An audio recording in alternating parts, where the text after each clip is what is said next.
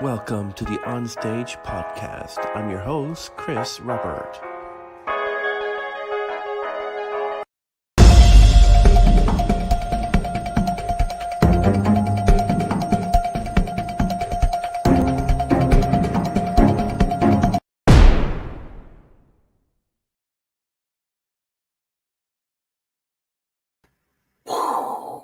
There's a timer again, a 10-second timer with the explosion at the end. So how is everyone today? Welcome to the Onstage Podcast. We have a very special guest today, and he's a vocal coach, and he was actually a member of Canadian Tenors, and he toured the world with that too. Can't believe this. And but since then, he's a soloist, and he's had the privilege of performing on many world stations from Seoul to Beijing, Shanghai to San Francisco. So let's us bring him in. Hello, Ken. Hello, Chris. How are you? I'm very well today. Yeah. It's so good to see you. I'm so glad that you're here with us today. Absolute pleasure to be here.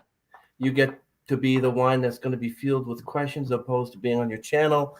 Oh, by the way, Ken has the Vocal Coach Reacts videos on his YouTube channel, which are fabulous. And I included my favorites, including the Shallow. Everyone loves the song Shallow. So with you did the one with Roberta Battaglia, which I thought was pretty good, but you were like cringy at that one. I'm like, what? She was good.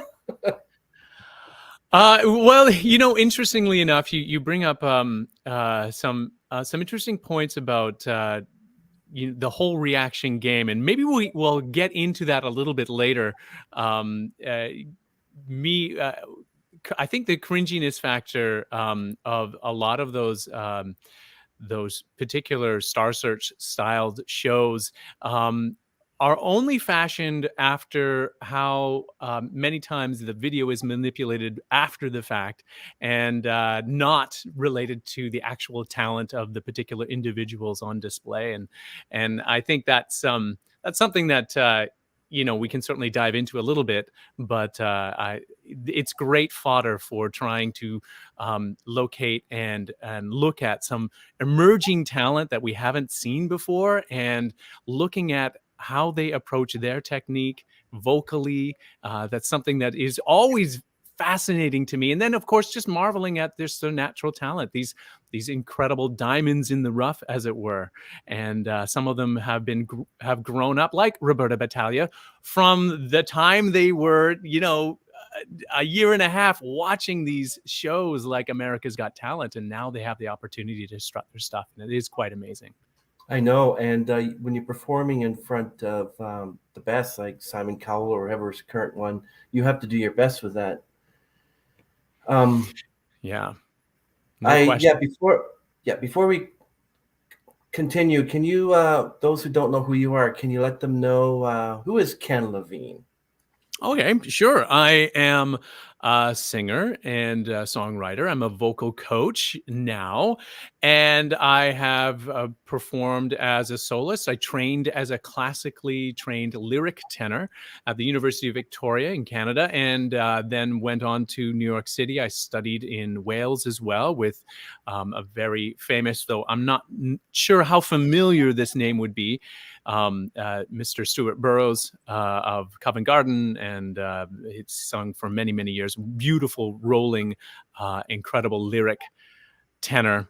And then started to perform nationally in small roles as an opera singer, and then began to make a foray into this sort of opera realm that was spreading all over the globe via Andrea Bocelli and Josh Groban, and started singing more in that line. So formed a group called the Canadian Tenors, or co-founded, I guess, I don't know, a group called the Canadian Tenors. We toured extensively with them, and then another PBS boy band called Romanza, which was a lot of fun.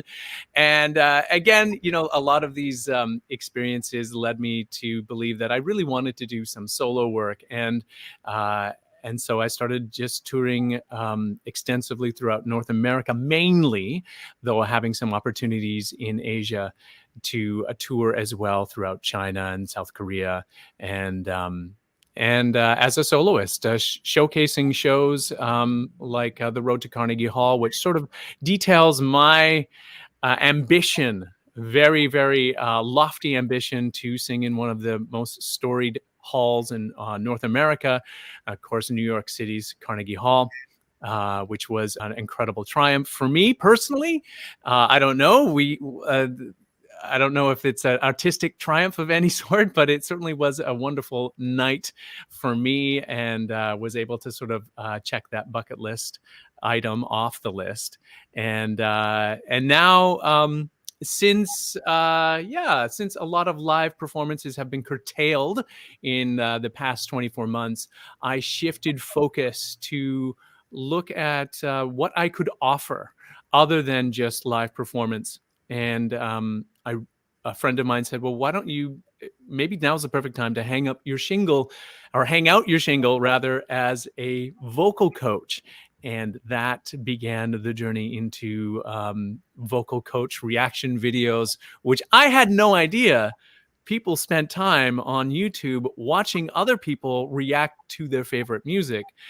But it was an interesting enough idea for me to start to do that, to just sort of say, this is what I'm doing right now. And if you are a young singer, up and coming singer, wanting to carve out your own niche, both from your vocal character or just learn some of the basics, it's really important to reach out to a vocal coach. And I truly believe that the best way to learn is one-on-one. But the world that we live in is fragmented into this new sort of parallel universe where we can connect virtually. And that has been my main way of reaching students from all over the globe, is connecting with them via Zoom or was it Fate Messenger or whatever they have at their disposal to go over their vocal ambitions and start to coach them in this wonderful art form. Would there be a possible chance of you helping me out at some point? Because I'm having problems with a few songs. There's so much difficulty with them, like Nessun Dorma and oh yes, yes, the Mount Everest song to me anyway. it is, it is for everyone. I think that's the one that both enthralls the public and terrifies tenors at the same time. Nessun Dorma is one of the Mount Everest of songs for many people.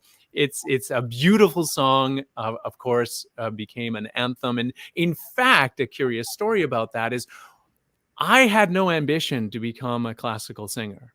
Out of high school, I didn't even understand that music could be something that people could pursue professionally and actually make a career out of it. I mean, I understood, of course, people are in bands and they tour around and there's classical musicians and all this other stuff, but I didn't really understand how it all worked.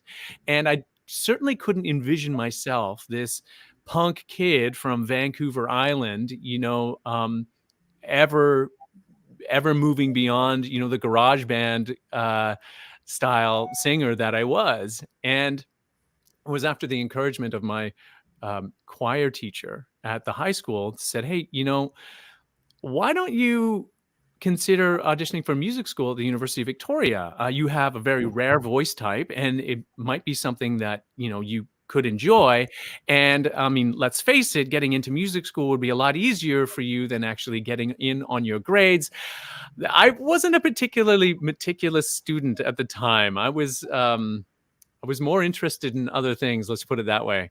And so I thought that was a good idea. I got into music school and discovered this entire universe that was absolutely enthralling to me. And someone about a couple months into my degree handed me a CD of the original three tenors. Oh, yeah. Placido Domingo, Luciano Pavarotti, and Jose Carreras. I'm like, who are these guys? And they're like, just put it on, listen to it. You might like it. They're kind of like the big head honchos of the music or the classical vocal scene for guys right now. So the very first voice I heard was that of Luciano Pavarotti. And it was just like, oh, what? You mean people can sing this? This actually make this kind of noise? I had never ever heard a voice that was so beautiful and powerful and manly, and it just felt like the entire universe had sort of cracked wide open. And I remember going, like, running around. I was so excited, and I grabbed the CD and I went to my vocal coach's, my music teacher's studio door. I knocked on the door, and I'm like, have you heard of this guy? He's amazing. I want to sing just like him. And she's like, yeah, you better start practicing then. And that started me on that particular journey, that path of trying to uncover this incredible, what seemed to me mystifying vocal art of classical singing. And I still am mystified by it at the same to this day. I'm still enthralled by those incredible voices, and still emulate in my own way. I'm not a Luciano Pavarotti or Jose Carreras or Placido Domingo. I'm not sort of built that way.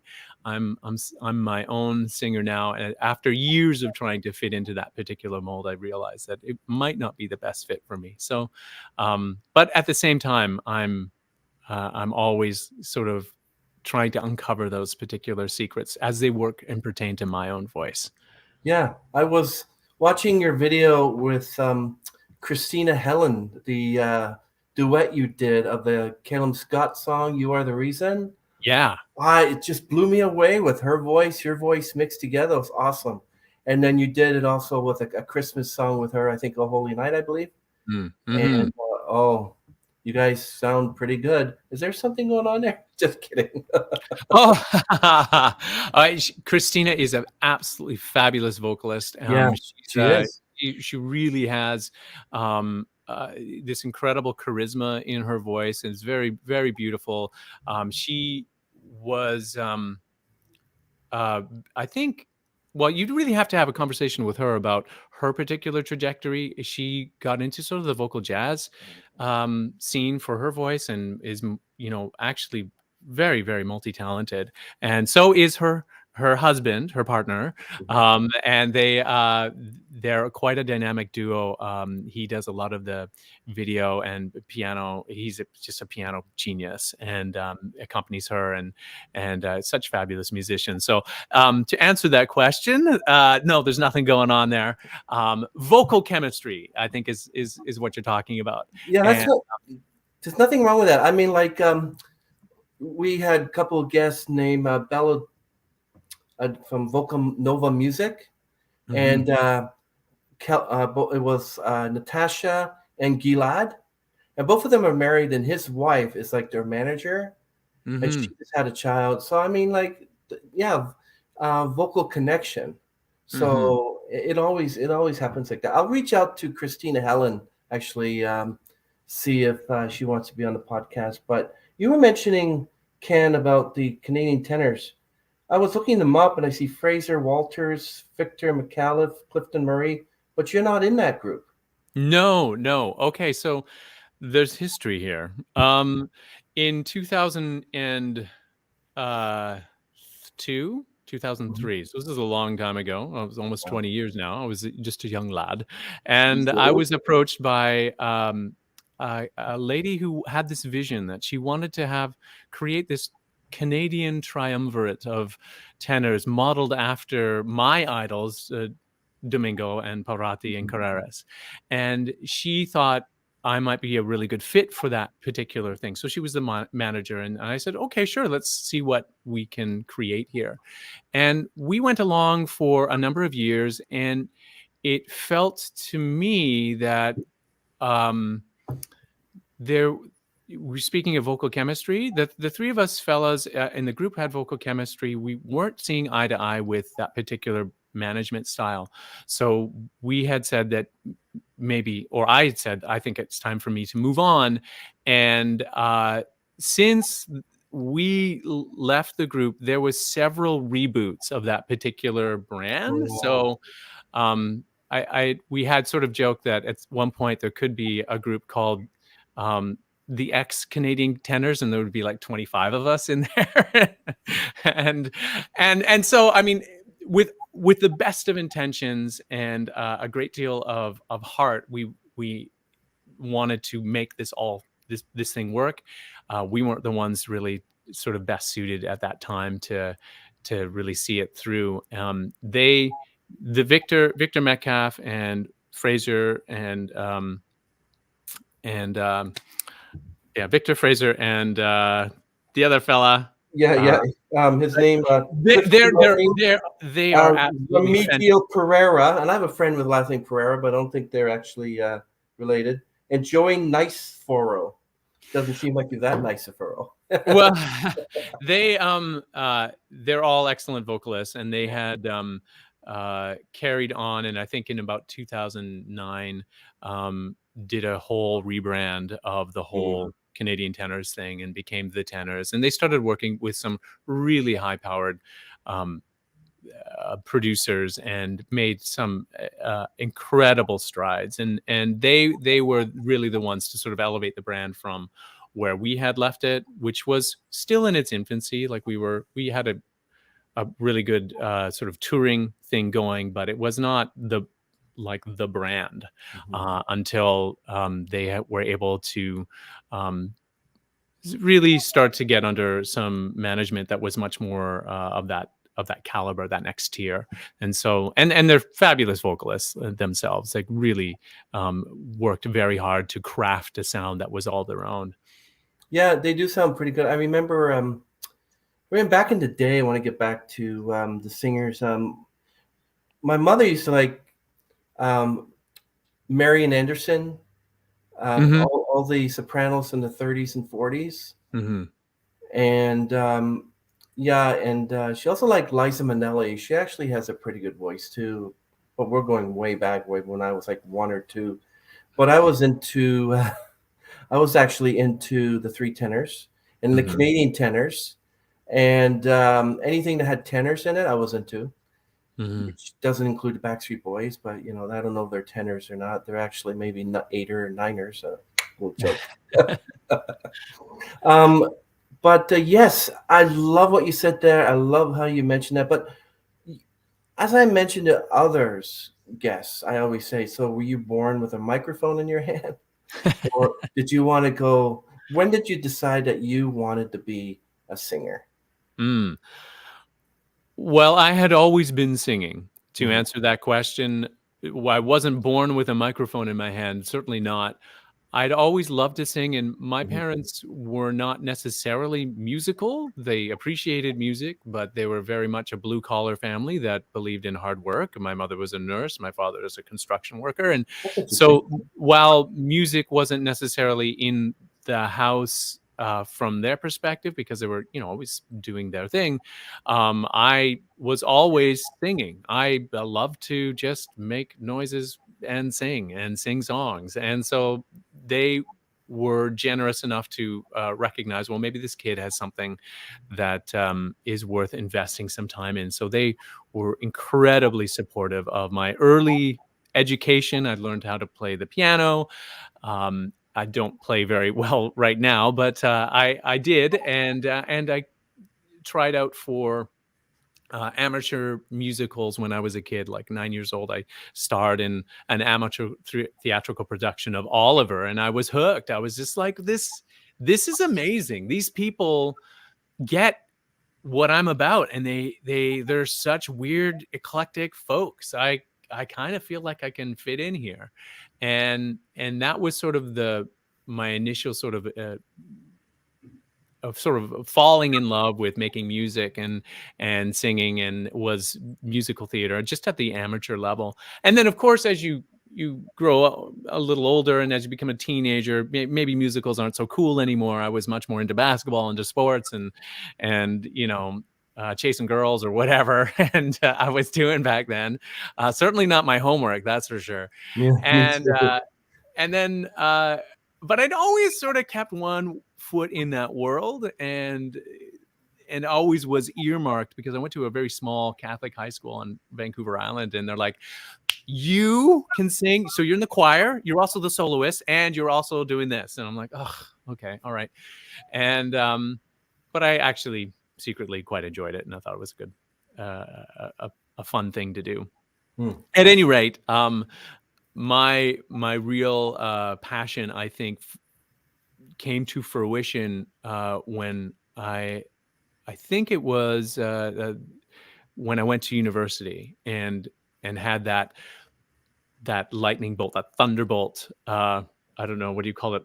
Road to Damascus conversion, where I was just like, the scales fell from my eyes, and I was like, this is the thing. This is what I wanted to hear. the Yes. thing that I want to do. Yeah. You know, I can't stop thinking about this, and there wasn't the same level of distraction available from all of the other media sources that existed at the time. I remember going to university, and they had a listening library that you had to go down to listen to records in preparation for your exams, and that's kind of dating myself, but you know, that was how it was done back then. And realizing that you know, you have this ambition, there's a certain sort of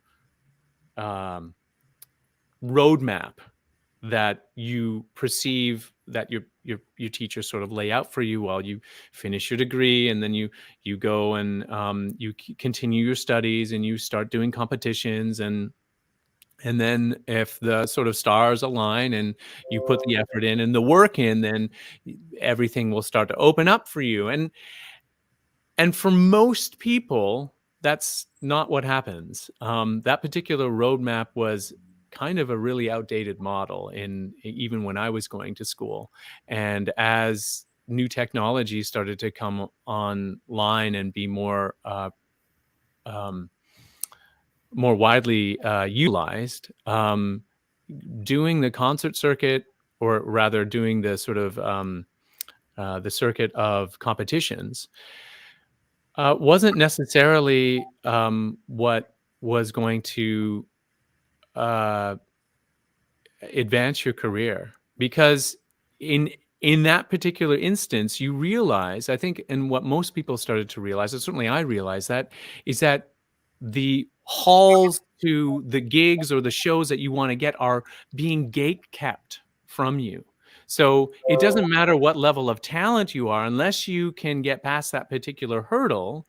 And Lord knows, you know, it may be they don't like you're too tall, or you're too short, or you know, they don't like the color of your voice, or something you're doing is too unique, or maybe you're not the right fit for their particular vision of what this thing should be.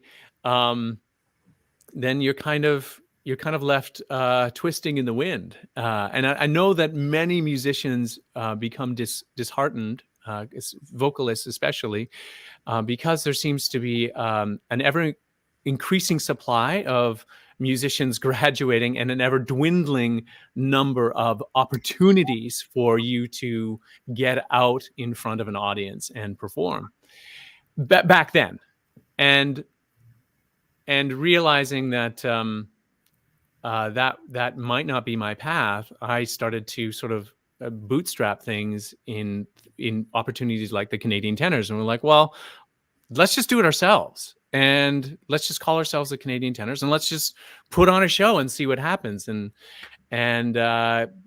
realizing that actually you don't need to go through the gatekeepers to have a successful career. You can just do it yourself. And if you have the talent, and if you have the drive, and if you have the thing that people are wanting at that moment, then you will be successful, I guess. Yeah, I don't even know what the question was anymore. I if I was answering your question or not, I think we just went on a nice. I think I was talking about the Backstreet Boys or something. But I think it was the question about gatekeepers, and yes, and that particular model of going after things, and now we have of course we have just so many opportunities for talented individuals, youthful individuals, people, you know, just with a fire and a desire to create, to put themselves out there and have millions of people watch what they're doing. It is quite extraordinary. It's a completely different time, and whatever that old model was is blown out of the water. It's destroyed. And thank goodness for that. I think that's we would miss out on so many incredibly talented individuals if they still had to sort of audition to say, am I worthy enough to be performing in front of your audience in I don't know, Grand Forks, British Columbia? Like, really? Well, you're right with that, because I heard a lot of people who just have regular jobs. They don't have any interest in performing. A lot of them are buskers. People are just throwing money into their guitar cases. I know one.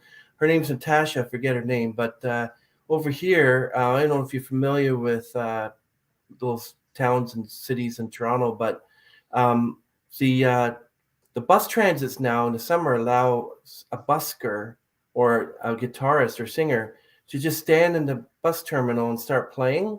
Mm-hmm. And many of them, one of them plays a dulcimer, which is a beautiful instrument. It reminds me of the Hungarian cymbalum. And Natasha plays the guitar. She sings. I know another woman. She's in Nova Scotia, and I just had her on my show a couple months ago, and I had her perform some songs. And so she's from Nova Scotia, and she just sings and sings, and she'll take anything. If someone from a ditzy diner asks her to come and play, she'll play. She'll do anything for anything. I mean, performing music, I meant. And but with me, I remember in public school we had a Mr. Baker was a music teacher, and he was also teaching geography. And I remember when he came up with this French tune. It's called "Vive le Canada," and it was annoying. Like, I like French, but I mean, back then when I was a kid, I didn't like the song, so I was singing a French tune. And he says to me, "Okay, Chris, if you want to be a singer, you got to be here after school. If you're not, I'm going to, send you to principal's office."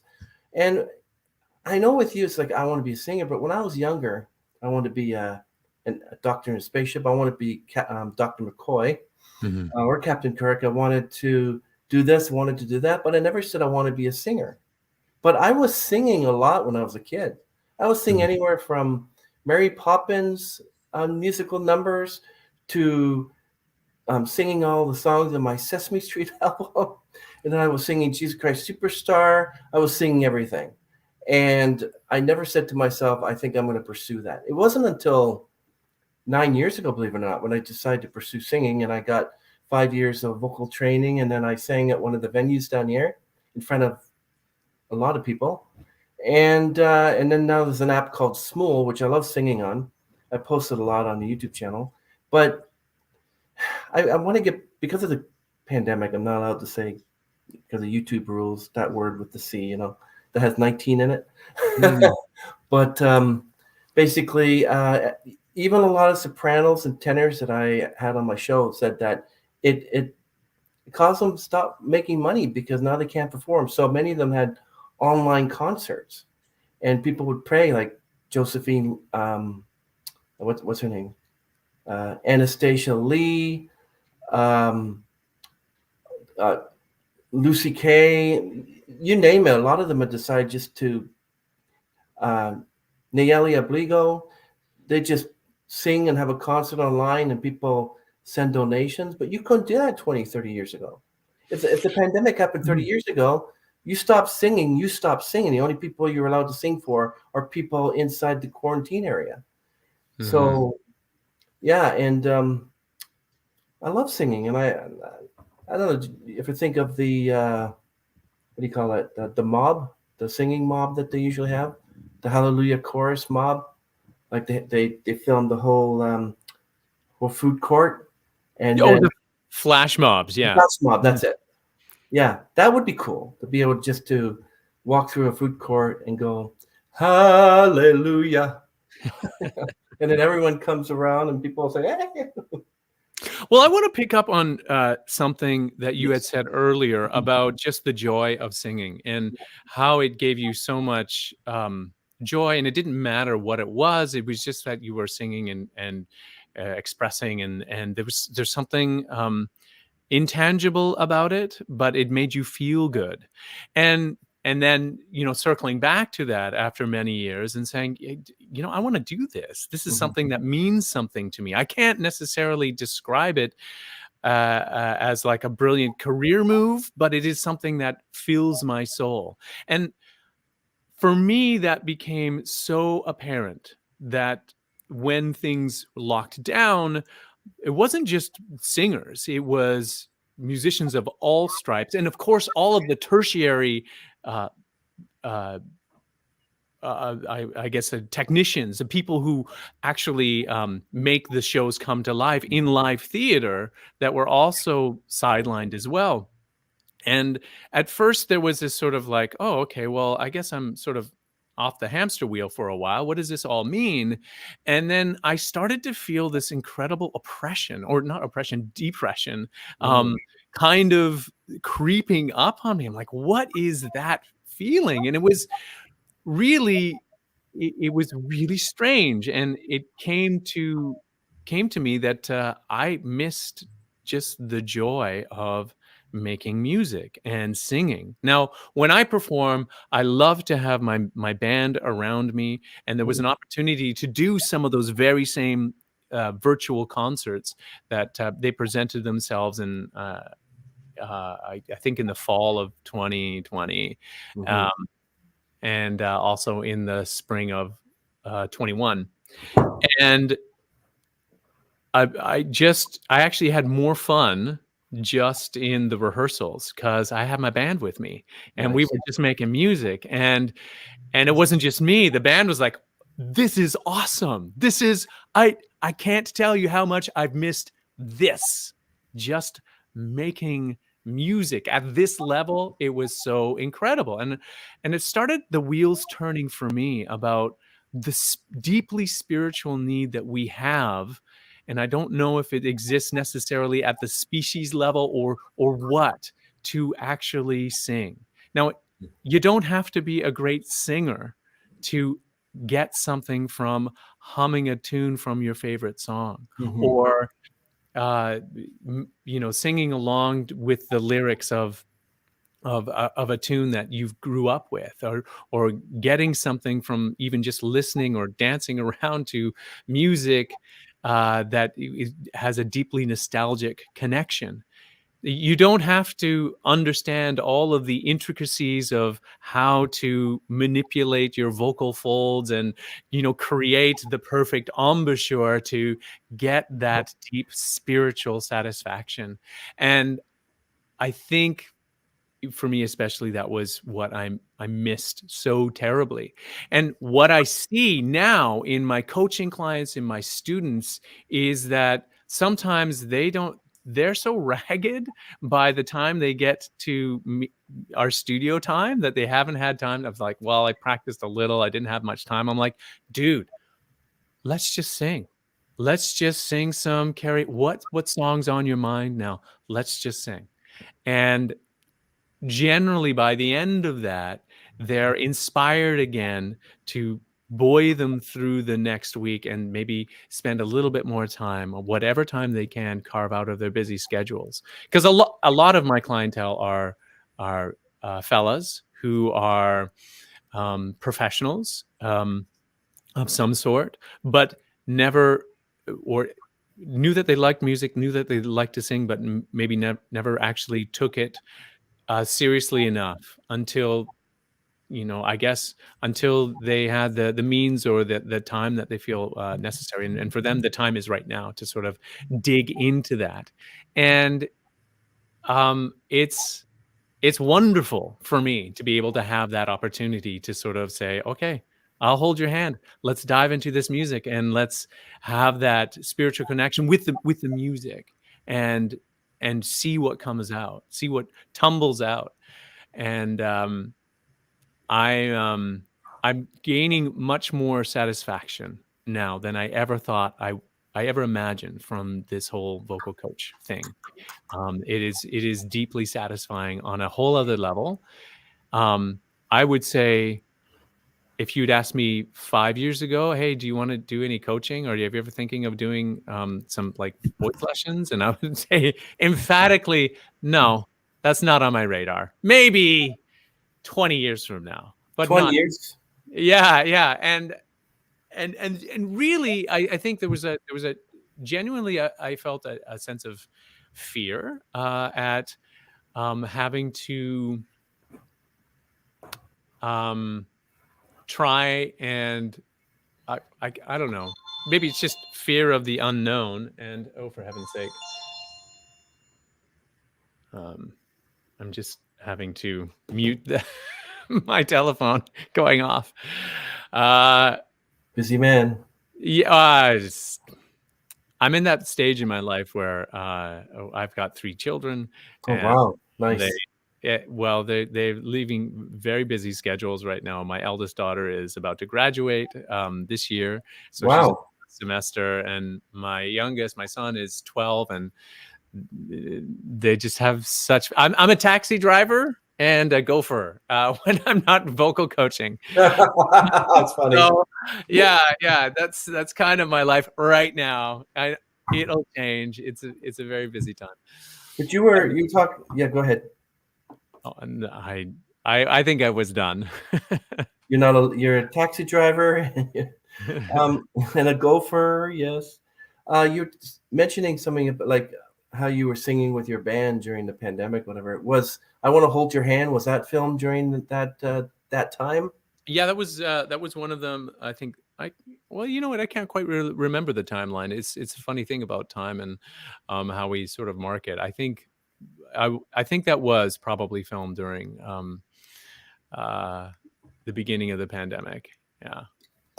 Oh, that's good. I was looking at a lot of the ones that you did with the band, and yeah, exceptional voice. Are anybody else in your family? Are they like? Do you have siblings or your children? Are they also? Is that my cat? Uh, Is it also musical as well? Yeah, you have some cat ears behind you. You're getting video bombed. No, my siblings don't sing. They never really pursued music. They did their own thing. My sister is a journalist. She is an editor. She works down in Australia, and Nice. my brother is a construction worker, and he lives very close by to me here on Vancouver Island. And though yeah, so no, they're not particularly musical. Same with my parents, and there's no one really in my sort of family circle. My kids are all incredibly musical. They love to sing, and they sing often, and we have incredible vocal jam parties when we're after dinner doing the dishes, and whenever we get an opportunity to do some chair dancing down the highway, cranking the stereo. Yeah, so they're very much influenced by me and by music in my life, and though none of them have any ambition to pursue music as a profession. I think they've probably learned that that may not be what they want to do or spend their life doing. It's one of those things that I think we should probably talk a little bit about. The whole coaching gig is realizing that the amount of hours that I put in to, achieve a sense of freedom with my voice is not for everyone. And that's, I think, one of the biggest hurdles or stumbling blocks for many beginning students as they get into, after the bloom goes off the rose a little bit, or after the initial excitement of like, oh, I had a music lesson and I've learned so much, and then they realize, oh, it is a little bit of this 2 steps forward, 1 step back, this sort of herky-jerky momentum that is to getting towards where they perceive they want to be or they ought to be. And that can be really trying on a person's psyche, and it can also be, if you're impatient at all, singing is not necessarily the thing for you, because there's this even if you have talent, you have to put the time in. You can't just sort of polish your voice up and say, okay, I'm done, I'll put it in the closet now and I'll bring it out. It'll be perfect, when I need it. No, no, no, no, no. It never works that way. It doesn't work for me. It doesn't work for any professional. They always have to put the time in. And a bit of that is a bit of a grind. And you have to sort of see yourself through that and understand that the rewards that lay beyond that particular labor are so rich and rewarding. But it, like I say, it's not for everyone. So, Yeah. Yeah. With your vocal coaching, like I've seen a lot of them actually on YouTube. And one of the guests, John Mario de Costanzo, that I had interviewed last couple of weeks, Mm-hmm. he's not only he's a maestro, he's a conductor. Mm-hmm. You have very interesting. I don't even before him I didn't even know what a conductor did, but this he was so knowledgeable. Mm-hmm. I know exactly what a conductor does now, and he actually does a lot of vocal coaching and teaches you Italian. And he'll take Nessun Dorma, which if you go to his channel, it's Nessun Dorma, Italian language number 55. I remember it. And he'll go through each and say Nessun Dorma, Mm-hmm. and then such and such Presipa. And then he'll tell you how to do everything. It's really interesting how he'll just go through every song. I think he does, my friend Donna's watching, so I think that he does Besame Mucho as well. Can you can you describe how you would structure lessons for an inexperienced singer? Well, generally, if a student is coming to me for the first time and they have limited knowledge of what this coaching relationship looks like, I usually go through the preamble of saying, okay, well, first of all, we need to do a little bit of a vocal assessment. And that requires me just playing a few notes just to see if they can match pitch, just to see if they have a working understanding of how to project their voice, how to sustain a tone, and then starting to look at what their particular range is or what their vocal color is. Most people don't really understand how their vocal range works, or the passaggio, or the different tessituras, or the how all of the different. I'm gapping out on the different ranges of your vocal folds, your chest voice, and your head voice, for instance. They don't have any knowledge of that, or certainly if they have some knowledge of it, it's inevitably just informed from what they might have read or seen from other vocal coach reacts videos. Yeah, but no direct firsthand knowledge. So that is how I usually roll with that initial stage. And then I start talking about the importance of vocal warm-ups and vocal health. And then we go through a song that they may want to work on or have been thinking about.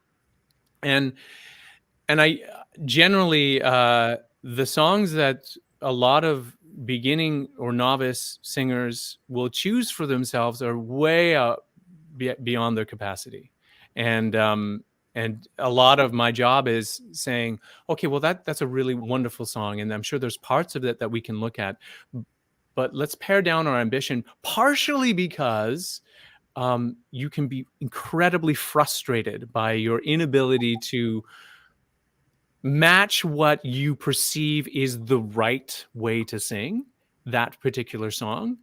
And that can just crush your spirit as a singer. Yeah. It's just a fledgling little singer. You're just a baby bird. You're not going to soar like the eagles yet. Let's just get you flapping your wings a couple of times before you leave the nest. And I think that we often deal a lot of times with metaphors and in the whole vocal coaching game, because if we get too scientific, there's a whole host of knowledge that is not relevant. And if we are too we can get lost in that particular realm. It's talking about the physiology of the voice, how it works, and that. I think that's sort of on a need to know basis. When you bump up against the particular challenge, then we start to talk about, okay, well, why did that happen? Why did your voice crack on that note? What's actually happening in your voice? It's not a question of bad or good. It's a question of efficiency or posture or breath support. And then, so I just give them that essential spiel after they've done that, try and get them into a comfortable space, because this relationship being able to open up your soul and be incredibly vulnerable in front of this Yeah. person that you've never actually really met in the flesh it is a really difficult thing for many people. And so the initial few lessons are all about just getting comfortable with this, and then getting comfortable trusting that I'm here genuinely to help them achieve their goals. And that's another part of the whole process too, is like, well, what are your goals in singing? Do you want to go on American Idol? Do you want to you know, sing in a local choir? Do you have envision yourself sitting on a stool at the coffee shop and singing your soul? Like, what is it that you want to do with this whole thing? And and a lot of times, even admitting that you have a particular goal is a huge hurdle for many beginning vocalists, because they don't really know. They they're almost afraid of their own ambition, um, in terms of like, well, I don't know that I want to say that out loud right now to you, stranger, stranger vocal coach. I don't want to bare my entire soul. So a big part of that initial relationship, it's certainly been in my case, is that trying to just coax people into the shallow end of the whole uh, singing thing, and the relationship that you have with a particular coach, and Yeah. then starting to dive into the minutia a little bit more deeply, and as new challenges present themselves, really feeling the edges of where their capacity is, and then discovering some new corners of, I don't know, the vocal resonance that they didn't know they had. And Yeah. so, that's a big part of it. I'm sure on your journey, you encountered all of those things. I don't know if any of the things that I said map onto your own journey or not. Yeah, I'm connected to that because I remember a girl I met and I was dating, and she was in a choir, Catholic church. I attended her church, and she sang she sang to me in cafes and everything. And one day she heard me singing, and she said, "Don't give up your day job." And I didn't sing for almost 10 years after that because it affected me. And then I met my wife later at that point, and she was a flautist, and she loved my voice. I'm like, "Oh, you do? Oh, you know." And so I joined I don't say boy band, a men's group, and we were going around singing, and it was excellent. And one of the members of the group was my pastor, and we were called Gentlemen of Song. I know, it's like, why couldn't you think of something more, you know, Gentlemen of Song? That's what we are. I like it. It's direct and to the point. Why not Men Street Boys or something? Men Street Men. um, and so now I love singing. So what I did is, before I married her, I wanted to actually wanted to take vocal lessons. So my vocal coach, what do you call it when they first start with the piano? Do do ah, do do ah, and then you go all the way up to figure a range, and to the point where she said, "Okay, you might be a falsetto," and then I could go all the way down like this, and then I Mhm. could go like the Bee Gees. Mhm. So I'm not a falsetto. I'm not a baritone. And she said, "Well, you sort of like the difference between a baritone and a tenor. So you're like a baritone, if there's such a thing." So I don't call myself a baritone. I just call myself a tenor. You know, I don't want to go as far as singing like Morgan Freeman or something, or singing like Mhm. Christopher Walken. But you know, and now I really want to get out there and take vocal lessons. That's why I asked you about that. Mhm. And I want to get to the point where I can sing Nessun Dorma. I can sing again at a venue like I did here. I sang "Oh Holy Night," and it's on my channel. I think it's the second or third video all the way at the bottom there. I Mhm. had someone record it because I was like, "Hey, I'm going to be singing. Can you record me, please? I'm so good." No, no. And then I went to I went to karaoke's, and when I'm at karaoke's, I know it's like karaoke. That's not professional singing. But when I get behind the mic, I'm a totally different person. Mm-hmm. I actually sing. I belt. There was somebody, I think it was Roberta Battaglia, you said that was quite a belt. And I agree with you. She belt that tune, Shallow, which is supposed to be done with a partner, but she was on her own. She sang it by herself. Originally, that song, I think, was just Lady Gaga. And then her duet partner, who was that famous actor there, Bradley Cooper, I think. Yeah, Bradley Cooper, yep. So that's what I want to do. I want to get out there and just start singing or start coming up with my own Spotify music. I wrote 4 songs 20, 30 years ago, and I want to update them because they're all done on acoustic guitar and an audio player and a tape recorder with tapes that you get from Kmart because you can't get tapes anymore, audio tapes. So I'm predating myself. But yeah, and now the advent of GarageBand and different type of backstage app, I think. Yeah. Scales. That's what they're called. Thanks, Donna. Scales. Yes. Where was I going? Well, I think you were talking about a little bit of something about that relationship.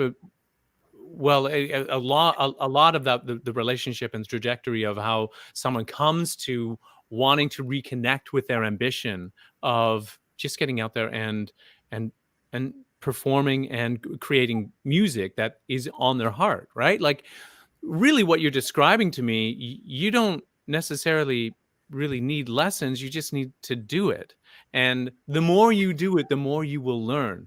And then when you bump up against something like, oh yeah, Nessun Dorma is a huge mountain to climb because huge mountain. Well, interestingly enough, the range is from your description of your voice is well within your wheelhouse. It's the expectation that you are this heroic tenor who weighs 350 pounds and has a spear and has that incredible cavernous. I'm thinking of Jonathan Antoine when you said that. Yeah, yeah, and that is the thing that we often bump up against as performers is that I don't measure up in terms of resonance or vocal size or vocal heft or what is expected, so therefore I can't necessarily sing that particular song. And I had an experience a few years ago, many years ago. I was in New York City and I was coaching with a great and incredible legend at the Metropolitan Opera. Her name's Joan Dorneman. She's the assistant conductor for many, many years, knows all the greats. And I was in her apartment and she's playing Che Gelida Manina, which is an incredible aria for tenors. And it was way above me. And I was really struggling. And she's like, look, do you know what your job is as a singer? And I'm like, job? Well, I'm trying to get good so I can get a job. No, just like, no, what is your job as a singer? And I didn't really know how to answer her because no one had ever asked me that before. So I started to stumble and she's like, stop, you don't know. Your job is to sing the right notes at the right time with the right words in the right style. That's it. Don't complicate things. Do not try and sound like Pavarotti. You're not Pavarotti. There's only one. Okay. And I'm like, oh God. Okay. What a relief. What a relief. I can actually just sing like myself. Oh, okay. All right. Well, I'm going to sing it my way. And, to heck with it being right or wrong. And I think the true joy of singing is being able to sort of cast off the notion that you have to make it right, but rather know that you're not working your music. You're actually, we play music, and there has to be that integral, at the core, this sense of play that we are investing in the music that we're singing and performing. And so, to answer you, get playful.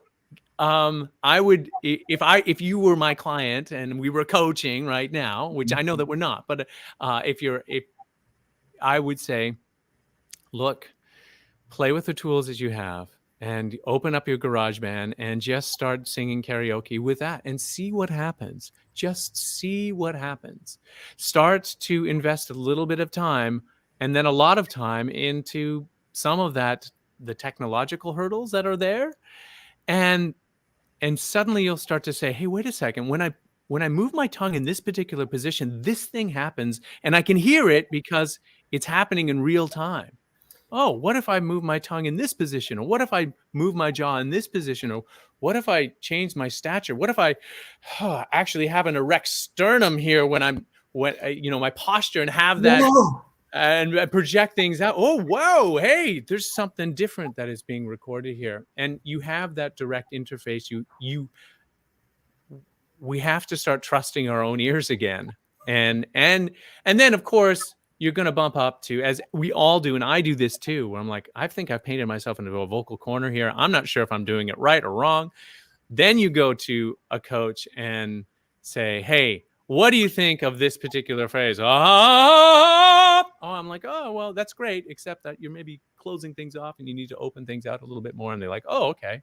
That kind of back and forth, being able to get specific with it. I think that probably sounds like where you're at as a performer, as a singer, and that you don't necessarily need hand holding. You might need a little bit of guidance from the side, but really you're there to wanting to make some music. So make it. Like that's the thing. It's like I had so many problems yesterday with the song. It's been 2 hours. I just wanted to sing like 5-10 songs. I ended up spending most of an hour just trying to get one song right. And that was a song that you inspired me to learn, was a Calum Scott song, You Are the Reason.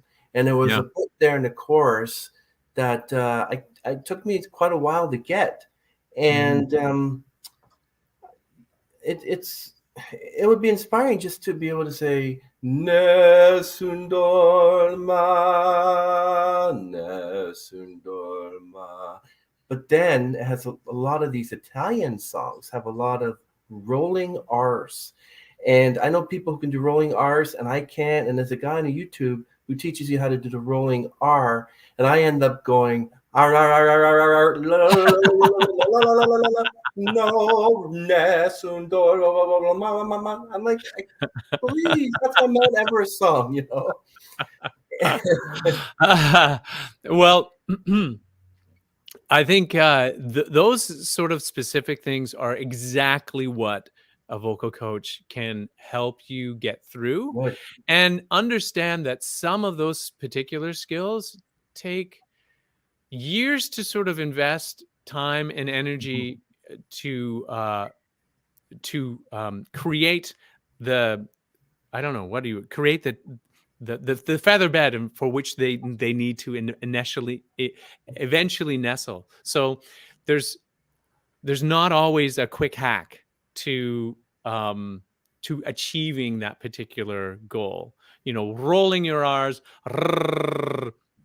Yes, absolutely. And it's one of those things that the Italians love to do, and you hear them singing it all the time. Is it necessary to be understood to roll your R? No, not really. Nessun dorma, nessun dorma. And that's as far as I go. Tu pur principessa nella tua fredda stanza, guardi le stelle che tremano te belle. That was one of the songs that that's what I want to learn. You're so good. You're so good. Well, it's I often say if all of the tenors in the world were plucked from where they were and placed on a desert island, and it was called their own country. And I know that there was many sopranos out there that wish that would happen. This would be the national anthem without question. That Nessun Dorma, that would be the one. You know? Can definitely do that one. Yeah, that's my Mount Everest. And I think if I can climb that Mount Everest, get to the top, I will take the flag and I will, like they did on the moon, just plop it right down and say, I achieved. Well, the flag would probably be an actual performance. And I was thinking of doing like a a few videos. Well, the first video I did will be like day 1, it'll be like Nessun Dorma, and then day 2 will be Nessun Dorma. I have someone who says that your a cappella was fantastic. Mm. Oh, thank you. That's really kind of you, Donna. Donna, thank you, Donna. Yeah. And so that's what I would, just to learn that I could do anything. And also another one is the prayer as well. Prayer is another one. Mm-hmm.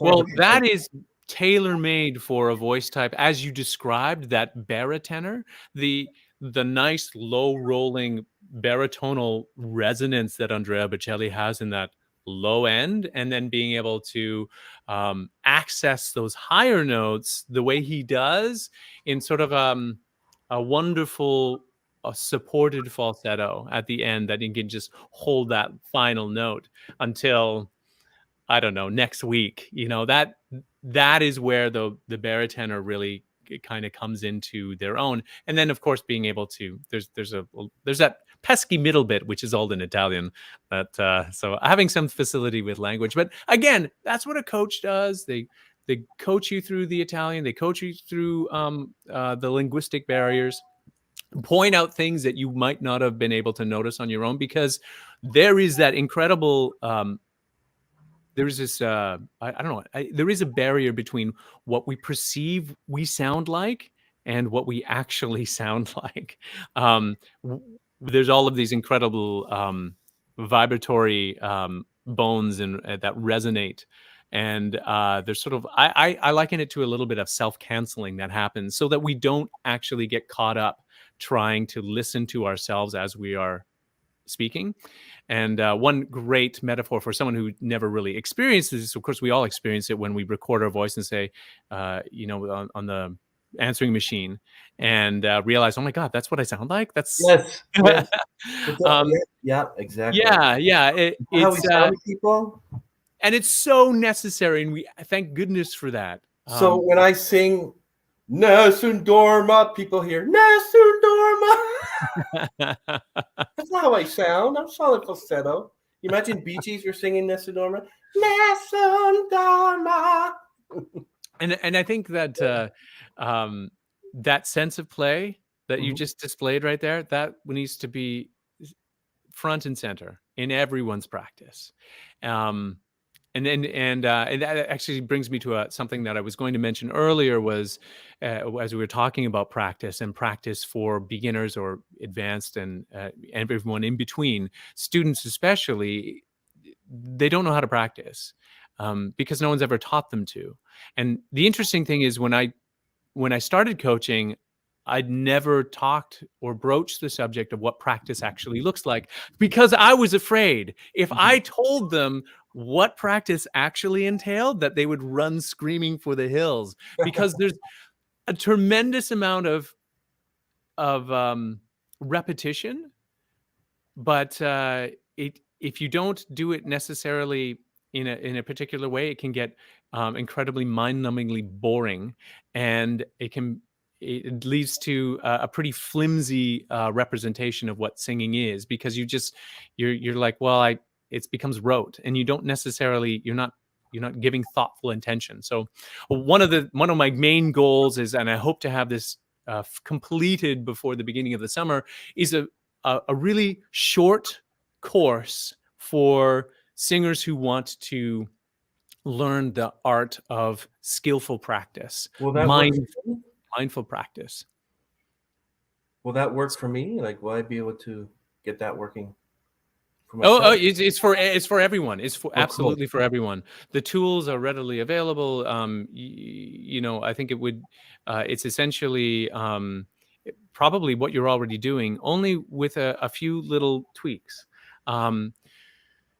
So, when it comes to the theory of practice for singers, and it's just a brief example, for the past 100 years, the modern pedagogy, especially around classical singing, was centered around the concept of block practice. So you have a practice block. So an example of that would be, I'm going to begin my practice by doing, a minute and a half of breathing exercises. That's one block. And then the next part of my practice will be 5 minutes of scales. And the next part of my practice will be 5 minutes of arpeggios. And the next part of my practice will be, 5 minutes of ornamentation or whatever. So you have these particular practice blocks. And then to cap that off, now that I'm all vocally warm, I'm going to practice my song, and I'll just go through the song. And I'll go over it and over it until things are correct, quote unquote correct.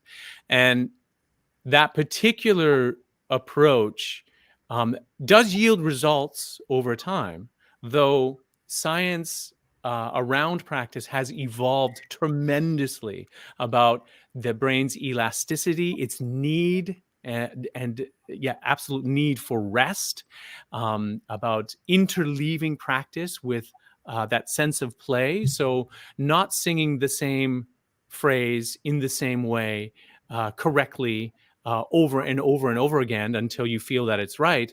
No. You sing it a little bit higher. You sing it with a different voice quality. You sing it. You sing it down the octave. You do this something called interleaving practice. And actually, there's another name for that. And it's escaping me at the moment. But the whole point is that sense of play yields bigger results in a shorter amount of time. And it has to do with that sort of rest cycle of our brain, how it consolidates the information over time. And that's actually, until I started delving into the theory of practice recently to try and sort of undergird what it is that I was preaching, that's what I had been doing for the past few years, because I like when I have to practice, I have to learn an hour and a half of music, and I have to memorize an entire show. So, what does that look like? 24, 34 songs or whatever the number of songs. So that's a heck of a lot to memorize, and understand that it's not about necessarily being perfect, because every night is a different night. So you can't sort of do carbon cutouts of every performance. It just never works that way. You need to be able to bob and weave, and you need to be able to be playful. And some nights you're going to hold that note a little bit longer, and some nights a little bit less. And both are correct. So anyway, the long and the short of it, that's sort of the briefest, roughest sketch of this idea of practice, and it absolutely works for everyone. This is not high conceptual stuff. You don't need to be able to read music. You don't need to. It's not esoteric at all. It's very much nuts and bolts. This is how you get it done. Yeah, my vocal coach is actually. She says she was in a band when she was like 25 or 30, and she sounded really good with soprano. She had a band. In different countries, she was considered like the Britney Spears of that country. But when she came to Canada, she had to get a job, which is not bad as a vocal coach. And she was my vocal coach for a few years, and she was good.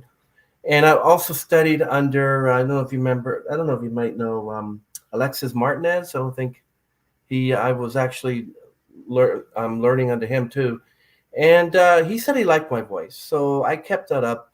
And now it's, like they said, I don't know if it's for singing, what is it called? If you don't use it, you lose it, or whatever. At least I don't have amusia. Amusia is a medical term for tone deafness. No, you definitely don't have that. And I think that that particular condition is incredibly rare. And I would love to go and find all of the music teachers that tortured the poor students in grade 3 or whatever, that were little Johnny in the choir, who was told, yeah, you better, you're tone deaf, so you sit at the back, or just move your mouth, or whatever.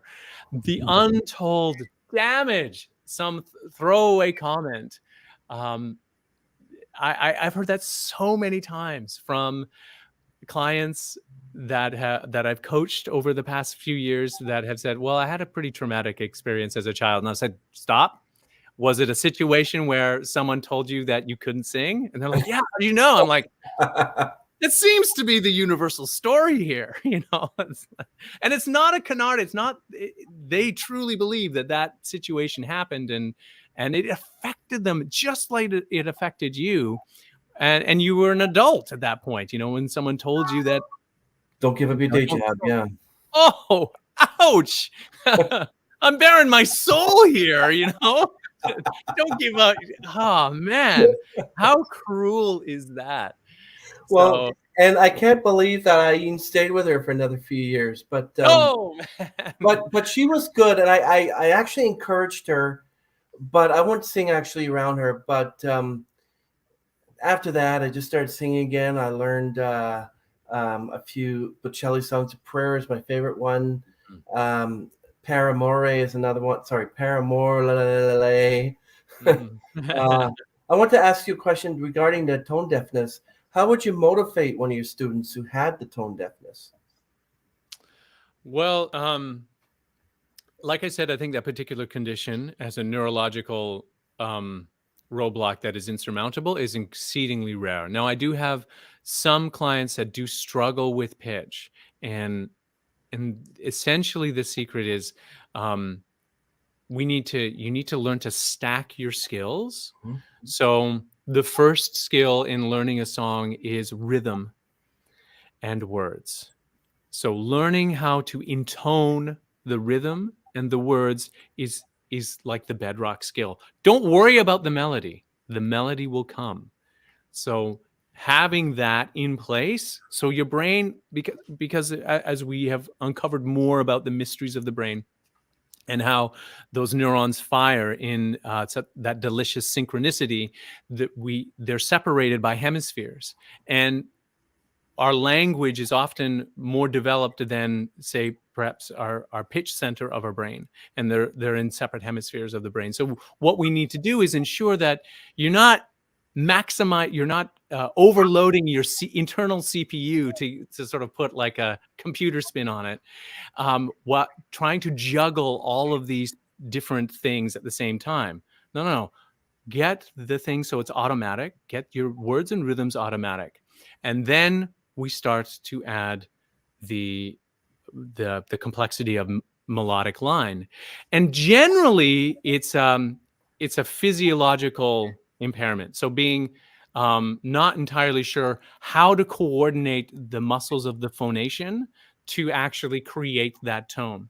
Wow. And once they get that thing in alignment, then it's off to the races. So for those that are struggling with pitch or feel that they kind of get it, but they don't really, it's like I say, stacking your skills as opposed to juggling things, juggling your skills at the same time.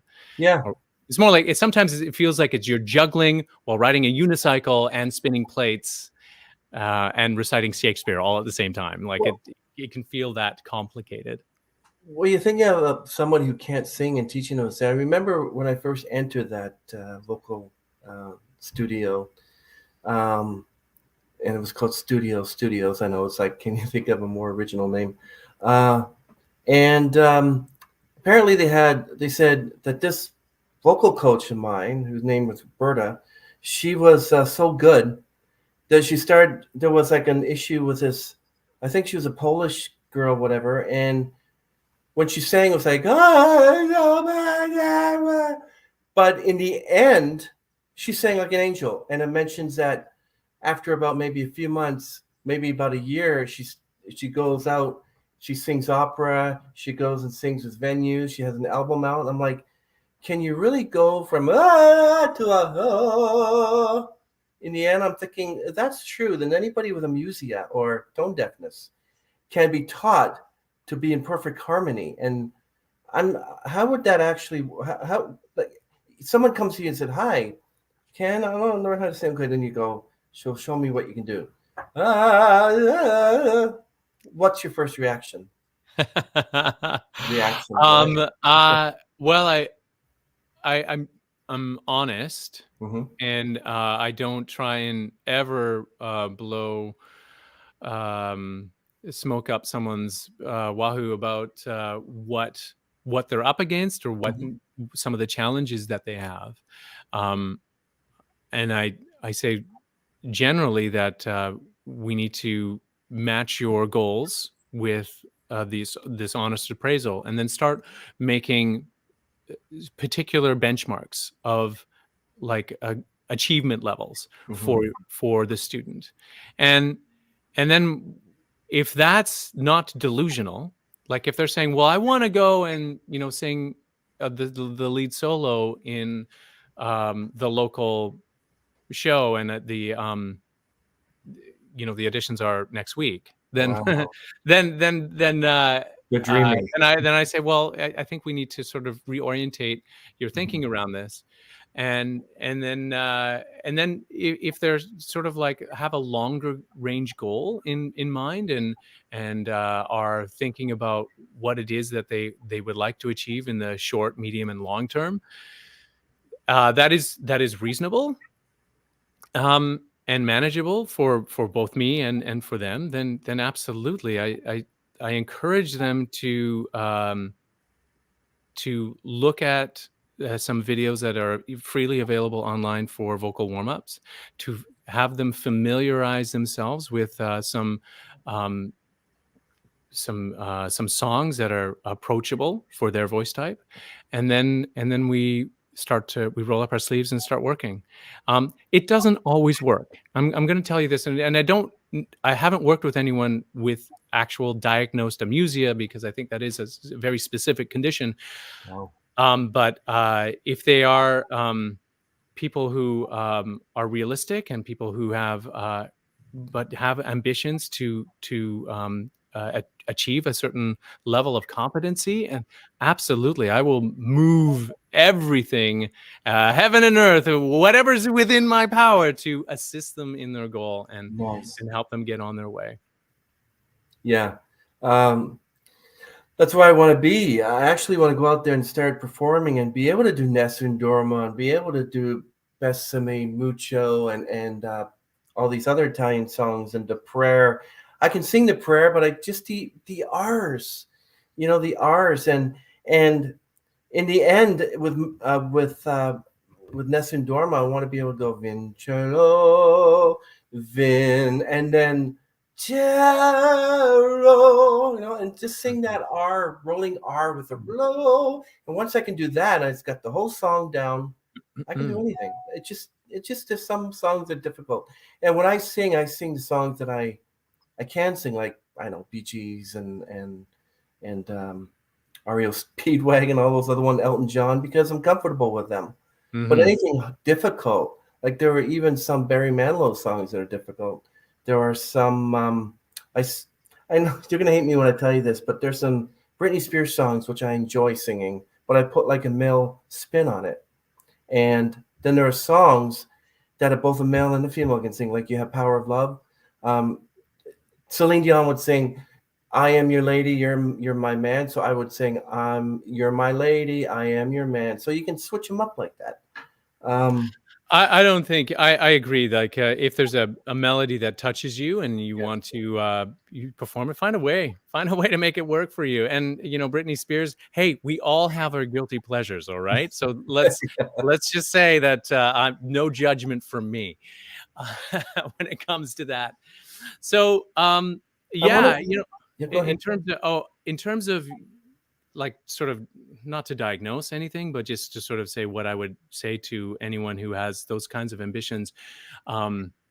There is a hierarchy of, or maybe a pyramid might be a better metaphor, of skills that you need, anyone wanting to study needs to get their head around. First one is posture. That's sort of like the bedrock of everything. You cannot expect heroic sounds when you're in a collapsed posture. That's sort of the basic of the basic, the thing that is the easiest to fix. Now, posture is more than just how you hold yourself, but essentially that's the one that I focus on as a bedrock. And then after that is breathing. and breath support, and something that no doubt you've encountered as well in your lessons and having vocal coaching. And then above that is phonation, the actual coming together of those vocal folds to create the resonance, which is the highest tier is articulation, resonance, and placement. Oops, of Yeah. all of that. And that's where things get really tricky, because someone might say, well, I don't know, I'm not getting the resonance, or the placement's all off. And it's like, well, that's because your breathing is messed up. And let's look at your breathing. And they're like, but it's here. No. No, it's here. It's much lower. It's much more foundational. And concentrating on some of those basic maneuvers, the basics of good, healthy technique, vocal technique, and is like generally covers about 90% of what a singer is actually wanting to try and accomplish. So anyway, I wanted to look up the song here that I sang once. It's one called "My più così lontano" by Andrea Bocelli, and it goes "My più così lontano," and then this one is actually perfect. There's no like rolling R's, and gets to the point where it said "Mille giorni, mille notti," and so that was an easy song for me because there were no rolling R's, and if the rolling R's can prevent me from singing a song like that, then it's sort of like, how would you? Sorry, I didn't mean to interrupt it. How would you? If someone wanted to sing that rolling R, would you do the okay? Put the tongue between your teeth and go like whatever. So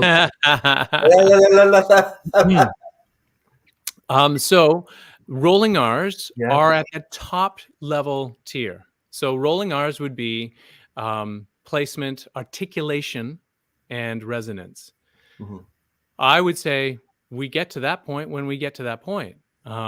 Let's see what your posture's like. Let's see what your breathing is like. Let's see, how are you phonating? How are things coming together? Is it free, or is there any kind of constriction there?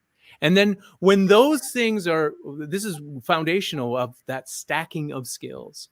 When those things are feeling comfortable and organic and free, and in a place that you don't have to think about them so overtly, then we start looking at articulation. Then we start looking at resonance and placement, and then we start to how are we creating the space around that? Generally, things to do with articulation, resonance, and placement are directly related to your breathing, and everyone, myself included, has to pay attention to that. That is one of those foundational skills that we all have to work on. So when you get to that point, then we go, okay, now go or go hada hada hada hada hada hada hada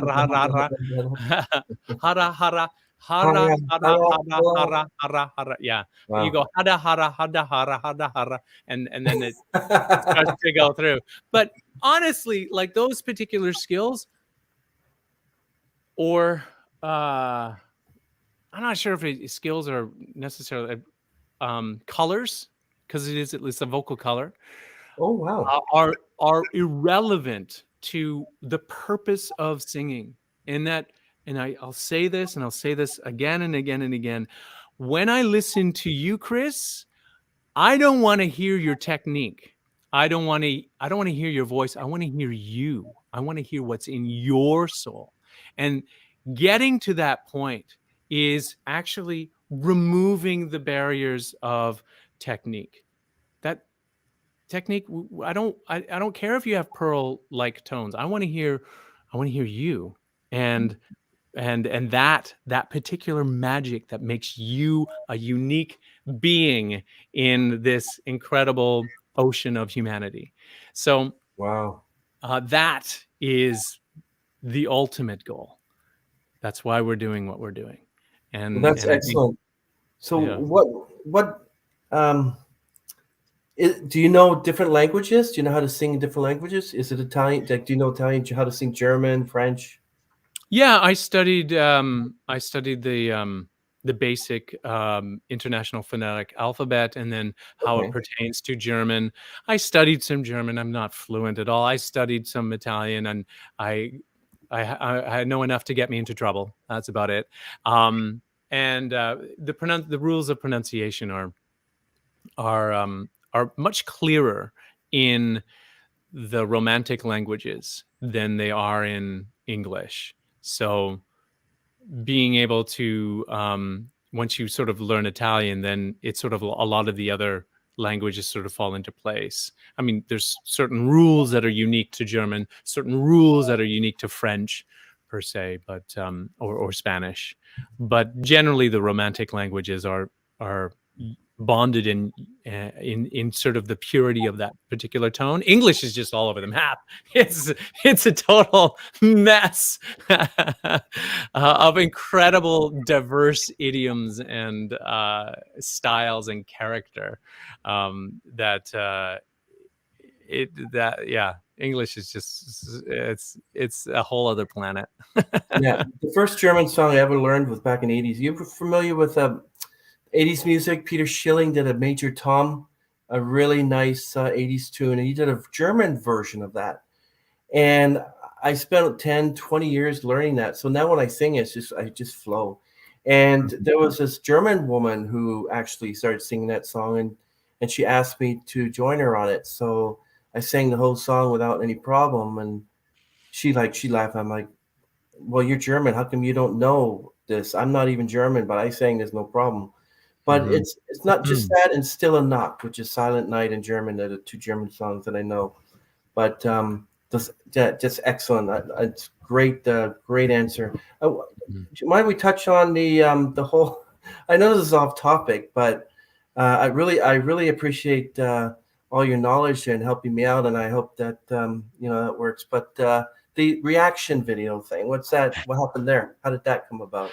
Honestly, it was a suggestion by a friend of mine who is also a coach, not a vocal coach, but he coaches CEOs and inspirational Tony Robbins style coach. And he Oh, said, "Have you ever heard of this reaction video thing?" I'm like, "No, what's a reaction video?" And they're like, "Well, it's this really cool thing, and people just share their love or knowledge of music, and they watch the video and then they talk about it." And they said it may be a really good way for you to reach a new audience and talk about and share your love of music and singing. And I was like, okay, well that sounds pretty good. And then I was like, well, what am I actually going to talk about here? And I'm not really sure I can do this in real time. So my first few attempts at which I don't think were ever aired or put on YouTube were absolute catastrophes of me going, I think what they're trying to do there is raise their soft palate and really oh man, it was just a nightmare. It but took how me did you end up polishing your routine there? well, it's like anything. You start doing it a little more and sooner or later the your voice starts to come through. I think I started the first few reactions I did, like I said, they're on my hard drive somewhere, but no, the world will never see them.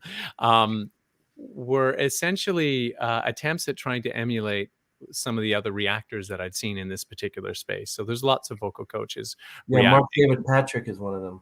Yeah, and they're fantastic and they're great and they're very insightful, and you can certainly learn a lot Mhm. from watching some of these other vocal coaches talk about the thing that they love and Mhm. sharing some insights about um, different musical styles.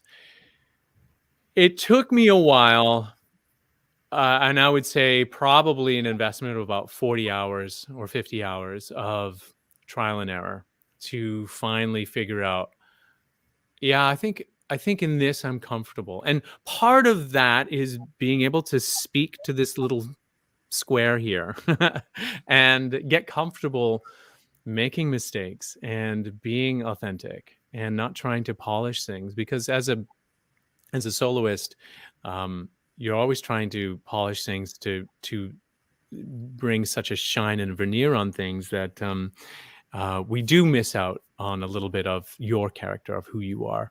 And once I started to feel a little bit more comfortable in this particular medium and not worry so much about the dumb stuff that I might say. And because there's that censorship voice or censoring voice that says, dude, you suck. Like, what are you doing while you're doing the thing that you're supposed to do? That's just so crippling. And I don't know if that maps onto your experience at all, or if that you can draw anything from that. But anyway, long story short, I started producing a few videos a few times a week, and just talking about some of the things that I was finding interesting, and got happened to run across a band called Tool that I'd heard of, but I never really paid much attention to, prog rock, whatever, and had my mind completely cracked open and had the camera running, fortunately, at the time. And that one seemed to sort of catch the attention of all of the Tool fans in the world, which there are legions. And I started to think, well, maybe I can do this. Maybe this might be a fun thing to invest some more time in. So that's sort of become a regular thing for me on my particular YouTube channel, though, as well as putting out music videos and doing more of that. That's actually where I would really like to spend more time, is putting out actual music videos. I put a lot of my favorites down in the description, and one of them is one by Shallow, and you also did the Wellerman one, which I like. And so, but I was under the impression that you haven't seen these videos before. That's what your reaction is all about, because I did the same thing. I was going to do a small duet reaction videos of all the small duets that people do. And I decided, okay, so Imagine Dragons has a wonderful song called Wrecked, which Brad wrote because his sister-in-law died of cancer. So he wrote a song for her. And I wanted to see all the other covers out there. So I figured, why don't I maybe I can do a reaction video of Wrecked. So if you ever want to see like a person who, like, you probably know, never seen the song before, I decided to go and check out this. He's like 15 years old. He did like a Wrecked version. And I'm listening to it. I said, okay. And he just started belting. I'm like, what? How did this voice comes out of that guy? So I'm thinking, wow, that's like a reaction right there. But it's not like you've seen these videos before. Yes. So to answer that question, I never preview the videos before I give the reaction. So your YouTube subscribers sends them to you? Because I have like 3 I want to send you. Oh, yeah, no, yeah. People will send me suggestions, and they'll send either a link, or they'll just say, hey, watch this one, but not this one. And so I'll do a little Google search, and I'll say, I think this is the right one, and dive into it. Sometimes I've made a mistake where someone said, I think you should look at Shreya Ghoshal. She's a wonderful actress and singer. And I think she's Indian, but I'm not sure. She might be from Pakistan. I can't remember. Anyway, I ended up watching a video that was not her singing and not her in the movie either. And I thought I had it right because the caption said that, and someone pointed me right, and so I did another reaction to the actual singer. Honestly, I think it's disingenuous to a certain degree to preview something and then rehearse a reaction. I know. And I think you get a real reaction. Well, yeah. And some days, like, I do a reaction and I'll be like, well, I think I could have said things a little bit more articulately during that, and I think I could have been maybe a little bit more animated, but it is what it is. And people will take away from it whatever they want. Okay. And I think that's the only way to be. And I think your comment about it giving a genuine reaction, but I think for me, circling back to getting into reaction videos in the first place, was just getting comfortable with the camera, and that was what was tripping me up. Was not feeling Yeah, comfortable. I've seen a lot of the Wellerman covers, and one of them was Mark David Patrick did one, and one I never YouTube. Her name's Melinda. She's an actress, but she's also a singer, and she's got a Mm. million views of her Wellerman cover. There No, I'm once, not aware. Yeah. you know, a Wellerman. It's the once for the to once as well. Put to see the name of the ship was a Billy and all these covers, excellent, excellent. And Mhm. but I have a few that I like to actually. I'll just send them to you because of the audiovisual problem I have, but I'll just send them to you.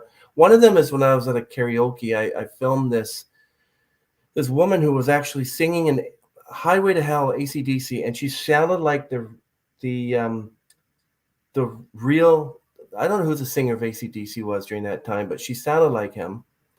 And it, I'm not sure if it was Bon Scott in that on that album, or if it Brian was Cox, yeah. Brian something. Somebody out there will tell me, no doubt, that I got But it wrong. I'll send that one too. But I also have a few others I'll send you. Now, how do you do it though? It's like I'm still trying to figure out how to show YouTube videos from YouTube on the actual stream because how do you do it? Like you have a camera or do you actually add it on later?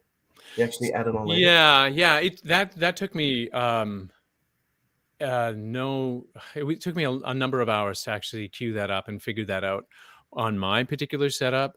So I wanted to record decent audio. I also have this nice, picture from, I have a digital DSLR camera Okay. here, and then recording that on recording the video of the whatever I'm watching on YouTube.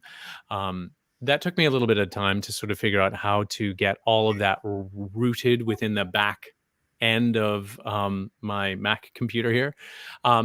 Fortunately, there are a tremendous number of incredibly articulate and intelligent 17-year-olds who have already done all of this and posted videos of how to do it. So basically, that's where I learned I'll have to how look at to. that because I want to Yeah. do eventually some reaction videos as well, but it's pretty good.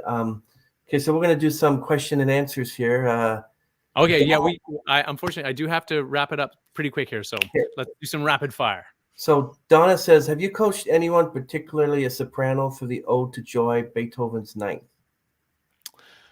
No, I haven't coached anyone or a soprano through the Ode to Joy. I have sung Beethoven's Ninth twice, and so I'm familiar with what an incredible piece that is, and what a brilliant solo it is. But I've never coached anyone on that. Though, that being said, if someone were to ask, I would do my level best to help them in whatever way, in whatever capacity I could. Okay, that's cool. And so we'll just ask this one question though. What has been the highlight of your career as a vocal coach so far?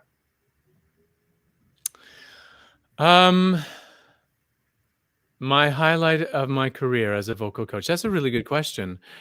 I have one student that has been with me almost from the very beginning. Wow. And at one point, he became so discouraged he was going to quit Ooh. because he just felt that he was never going to be able to sing like the rock gods or the songs that he admired so much in those vocalists. And I said, okay, well, if that's your choice, that's what you want to do. Why don't we just sing for fun?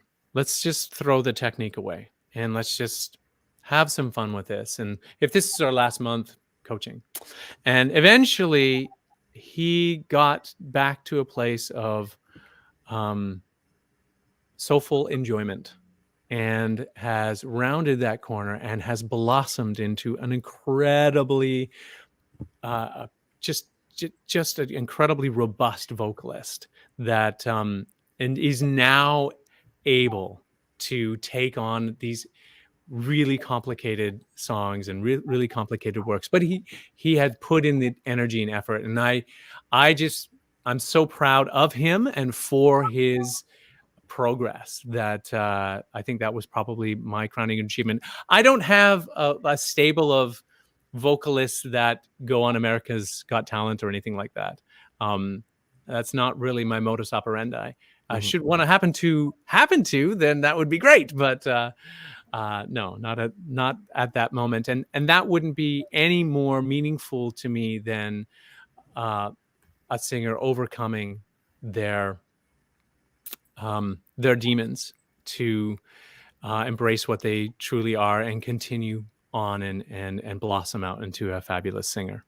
Okay, that was excellent answer there. Do you have time for one more question? Sure, one more. If you weren't a singer or musician, what would you be doing? What would I be doing? What really floats my boat right now? Well, that's one of those questions that are really hard to answer. It's sort of like the desert island conundrum. If you were stranded on a desert island, what would you what 3 songs would you take with you? Well, it depends on the day, right? I think that one of the things that I'm really enjoying right now is I'm growing things a lot. I've expanded my garden, and I've last year we got some chickens in the backyard, and I think I would probably be doing something outside in nature, maybe having a little farm stall. I think that would be kind of cool. So pretty simple, humble, creative in a different way, I guess. Thank you, Ken, for being on the podcast. Everyone, just make sure that you hit that subscribe button for more content. We have some excellent musicians coming up, and this wonderful gentleman here, Ken Lavigne. If you look at on the description, you'll get his YouTube channel, reaction videos, a few of them there. But go to his YouTube channel. It's excellent. Just watching his reactions. Beautiful, beautiful stuff. Don't go to Mark David Chapman's page. Go to his page. Trying to bring some people over to you. So spread the love around. I appreciate that. Thank you very much, Ken, and hope we can be in touch soon because I might get some lessons from you. So I appreciate that. Thank you for coming on, and I wish you great success, and we'll talk soon. Absolute pleasure. Thank you very much for having me. You're welcome. Thanks, Ken. Okay. Bye-bye. Bye-bye.